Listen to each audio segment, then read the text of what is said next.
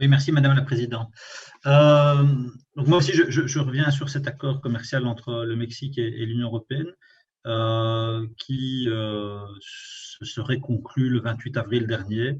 En tout cas, les derniers détails de cet accord y ont été apportés. Et désormais, la quasi-totalité des échanges de biens entre Européens et Mexicains pourrait être exonérée de droits de douane. La commissaire européenne le commissaire européen chargé du commerce, Phil Hogan, s'est félicité de ce résultat. Selon les termes du communiqué de presse, le texte fixerait des règles novatrices en matière de développement durable. Il intégrerait également des clauses sur la protection des investissements, prévoirait des dispositions visant à lutter contre la corruption et comprendrait des chapitres sur la coopération politique et la coopération au développement. Entamées en 2016, ces négociations sur la mode. Ah, mais moi, c'est moi qui m'entends double maintenant, en écho. Voilà, ça a l'air d'aller. Donc, je disais que ces négociations entamées en 2016 sur la modernisation du premier accord global signé en 1997 et entré en vigueur en 2000 avaient déjà débouché sur un compromis en avril 2018 qui laissait toutefois certains points en suspens. Et non des moindres, puisque plusieurs arbitrages devaient se faire sur la question de l'ouverture réciproque des marchés publics et la transparence des procédures d'appel d'offres.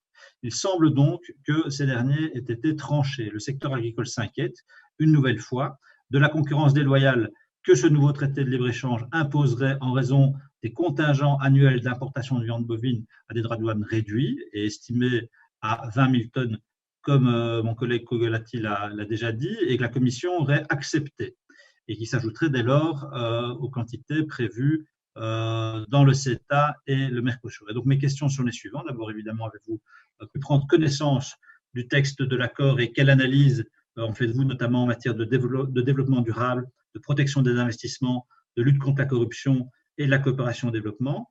Y a-t-il, deuxième question, des normes sociales, environnementales ou en matière de respect des droits humains et qui soient contraignantes et contrôlables dans cet accord? Et avez-vous une vision plus claire en matière de calendrier? Voilà, je vous remercie. Et voilà, merci Madame la Présidente, merci Monsieur le Ministre pour vos réponses. Je suis moi aussi un peu surpris des considérations finalement très positives que vous donnez à cet accord et j'y vois une forme de contradiction avec l'analyse qu'en fait en effet le gouvernement wallon et particulièrement le ministre Boursu que je suppose vous connaissez bien. Je vois aussi d'autres types de contradictions, mais cette fois-ci des contradictions internes à la Commission européenne qui nous dit qu'en effet il faut changer de paradigme, il faut changer de modèle, mais en même temps on continue business as usual en signant des accords de libre-échange, en plus dans un contexte Covid qui donne évidemment l'impression qu'on fait passer ce type d'accord tout à fait en catimini. Et donc, un accord comme celui-là, dans tous les cas, et quelles que soient ses dispositions, va entrer en contradiction frontale avec les principes fondamentaux du Green Deal et notamment de l'ajustement carbone aux frontières qui est contenu dans ce Green Deal et qui, à mon avis, doit être le levier de toute politique commerciale à l'avenir.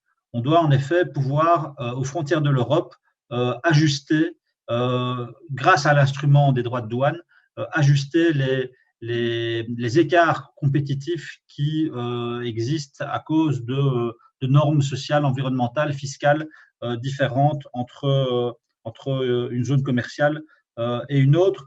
Donc, moi, je pense qu'on doit être très vigilant, très attentif, très prudent avec ce genre de texte. La Wallonie a déjà pris des positions très claires et un député wallon, Maxime Hardy, a d'ailleurs déposé un texte demandant à la Wallonie de ne pas accorder en l'état sa délégation de pouvoir au gouvernement fédéral pour la signature d'un accord entre l'Union et le Mexique.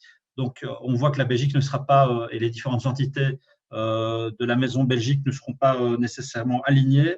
Et donc, il va falloir beaucoup de dialogue, mais surtout une infinie prudence, parce qu'encore une fois, ce type d'accord relève, je pense, de l'ancien monde et qu'aujourd'hui, la population attend autre chose. Voilà, je vous remercie.